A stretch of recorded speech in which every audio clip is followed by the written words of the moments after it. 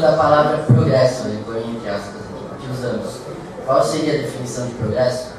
Progresso enxergado por alguns, especialmente a especulação imobiliária, é o regresso e destruição do meio ambiente e do fim de uma cultura e meio de vida para outros.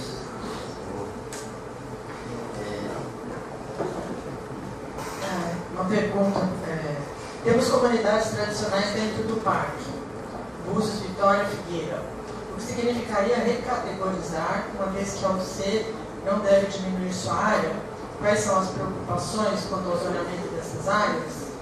Essa é uma questão complexa mesmo, porque, e por isso vocês veem que a questão tem sido adiada, a discussão tem sido adiada, né? Não só do plano de manejo, propriamente dito, mas assim, essa lei federal que eu mencionei diz que quando tem população dentro do parque, ou muda ou recategoriza.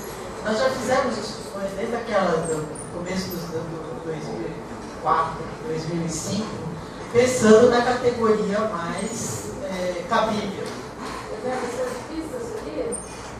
Não, era a reserva de desenvolvimento sustentável, porque eles não só extraem, né? E também regime jurídico da terra, então era uma RDS, que também é uma categoria de uso sustentável do estudo. E aí não poderia trocar a área, por exemplo, a área que está se descategorizando, pegar uma área equivalente e transformar em parque, uma outra área que também tem de preservação, talvez uma beira de rio. Então, há que se fazer estudos para isso. Por isso que para mudar uma categoria de unidade de conservação tem que ser por lei. Tá? Você não vai mudando assim. Então, tem que começar uma discussão mesmo. Por quê? Desde a época que eu estava aqui, do Estado, até porque existem as outras leis e políticas de proteção às comunidades tradicionais, tem que arranjar um jeito de compatibilizar. Ninguém quer tirar as comunidades dessas ilhas, de Búzios, Vitória, nem Figueira. Pelo menos ela expressa essa vontade quando eu era diretora. Então, o que tem que fazer? Tem que adequar, porque está desconforme. Agora, quanto mais adiar esse problema, essa discussão, a gente vai empurrando, as comunidades vão abandonando, não tem escola, a gente sabe que tem mais jovem fora da escola do que dentro da escola. A falta de atividades econômicas leva, às vezes, a atividades, não só nessas ilhas, né, mas atividades não benéficas, enfim, a coisa está acontecendo. Aliás, você podia também falar um pouco como é que estão esses problemas agora dessas comunidades tradicionais, porque eu tive notícias ultimamente que mais famílias estavam pensando em sair porque as crianças precisam estudar. Então, não é nada positivo a gente ficar adiando essa discussão. Tem que discutir mesmo.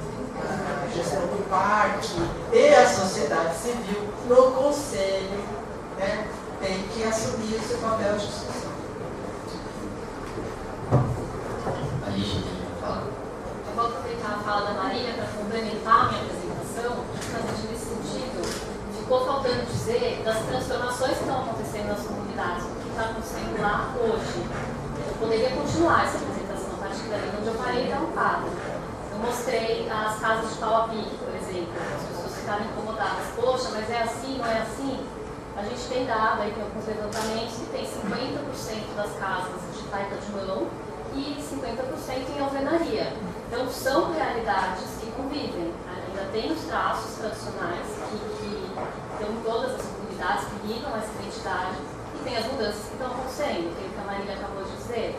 A gente sabe da existência de comércio, dos bares, do turismo. É uma realidade que está em transformação.